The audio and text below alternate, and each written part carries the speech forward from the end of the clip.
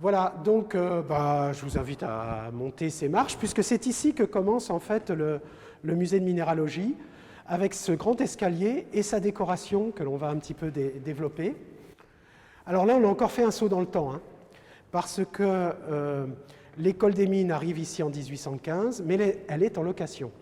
Donc l'État français va acquérir le bâtiment en 1838. Donc avant, pas de travaux, ou très peu d'aménagements. Donc l'école devient propriétaire, enfin l'État plus exactement, devient propriétaire en 1838. Donc à partir de là, on va pouvoir s'installer. Il faudra attendre quelques années pour avoir cette configuration, puisque ce que vous voyez là, l'escalier, sa décoration, mais ça sera aussi le cas de la décoration à l'intérieur du musée, date des années 1850. Voilà, ça s'étale sur plusieurs années, cette configuration. Et là, on va mettre les collections de minéralogie dans leur écrin. Ce que j'ai oublié de préciser, c'est que ces collections qui avaient été créées en 1794, elles n'avaient pas bougé de Paris. Elles étaient restées à l'hôtel de Mouchy. Cet outil stratégique, là, se déconnecte de l'école. Mais évidemment, quand l'école revient en 1815, eh bien, il est normal que ces collections la rejoignent ici. Voilà. Et évidemment, ces collections vont être pendant tout le XIXe siècle, il était déjà au XVIIIe, ils le seront en partie au XIXe siècle, tout le centre de vie et d'intérêt de l'école. Et donc, il est nécessaire de les mettre aussi dans un écrin du savoir. Regardez cette entrée, l'entrée des collections.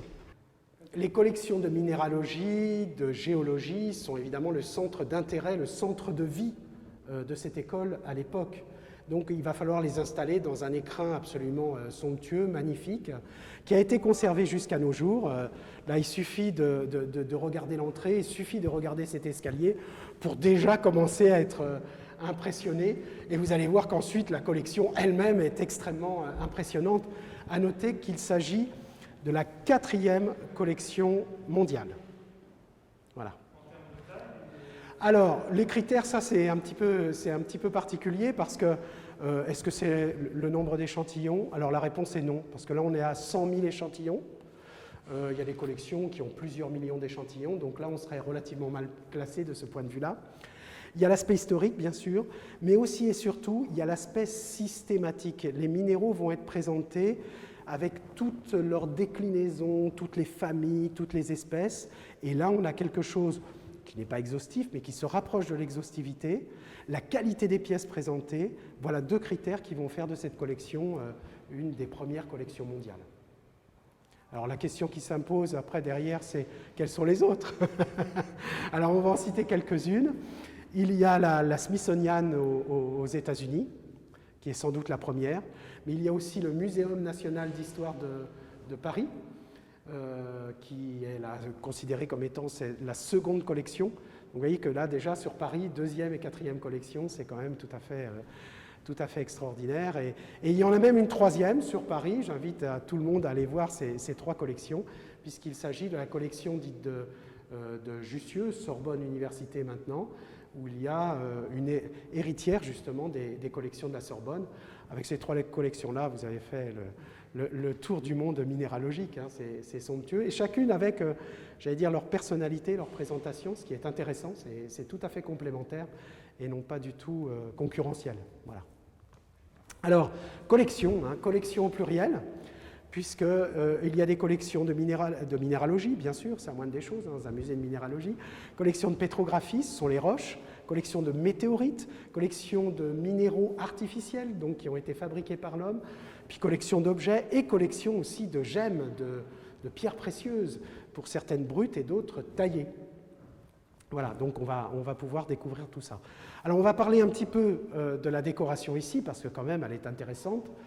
Alors, une petite note d'humour, moi je la présente toujours comme étant le premier diaporama ou PowerPoint de l'histoire. Pourquoi? Parce que là on voit des paysages géologiques, les Alpes, les Pyrénées, et puis on ne reste pas en France, hein, on va aller se promener en Italie, on va aller en Islande, et puis en Écosse. Eh bien, évidemment, ces tableaux-là sont absolument magnifiques, c'est beau, mais c'est aussi utile, puisque ça va servir de support pédagogique pour expliquer aux élèves où se forment les roches, les minéraux, où est-ce qu'on peut les trouver.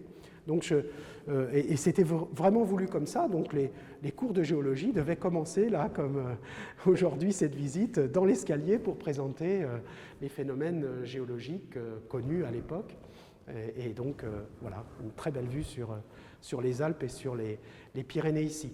C'est pas tout, puisque au plafond, par exemple, j'évoquais ce que représentait l'école des mines et ses collections comme étant le dépôt du savoir minier. Ce savoir minier, c'est savoir exploiter les ressources minérales, mais c'est aussi savoir les transformer. Elles vont servir à toutes les activités humaines. Et donc là, cette fresque évoque effectivement cela, puisqu'on voit des mineurs qui offrent les productions de l'exploitation minière à des dieux, une déesse même, transformatrice avec son marteau qui va chauffer, taper sur tout ça, mouler tout ça pour fabriquer des objets décoratifs, des objets guerriers. Bref, en un mot, se mettre au service de l'industrie. On est en 1850. Qu'est-ce qui va symboliser l'industrie? C'est cette machine à vapeur qui est ici. Donc on n'est pas à un anachronisme près. On met un casque de mineur sur les antiques, on met cette machine à vapeur, mais c'est vraiment, ça symbolise exactement ce qu'est à l'époque l'école des mines et ce que sont ses collections. On a une autre partie au plafond où là on va présenter les grands de la minéralogie. On va y retrouver Buffon, Cuvier, Monsieur de Saussure, Monsieur Dolomieu. Un personnage central sur lequel on reviendra, tout de noir vêtu, c'est l'abbé René Juste à Huy, je l'ai déjà évoqué tout à l'heure, c'est le premier conservateur de ces collections à la période révolutionnaire, et on va voir que c'est un personnage scientifique absolument considérable. Voilà, un petit cours d'histoire des sciences au passage.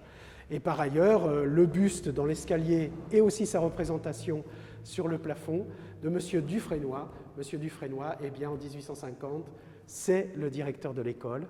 Donc il est bien présent évidemment dans ce lieu, c'est celui qui l'a construit. Mais attention, il est là parce que c'est le directeur, mais surtout parce que aussi c'est le professeur de minéralogie. C'est lui qui, avec son collègue Élie de Beaumont, va parcourir la France, récolter des échantillons et créer un autre outil stratégique qui est la première carte géologique de la France. Allez, il est temps de rentrer dans les collections, on y va ? Allez-y. Et l'ange, là, ça représente quoi ? C'est une allégorie qui décerne les lauriers aux grands de la minéralogie.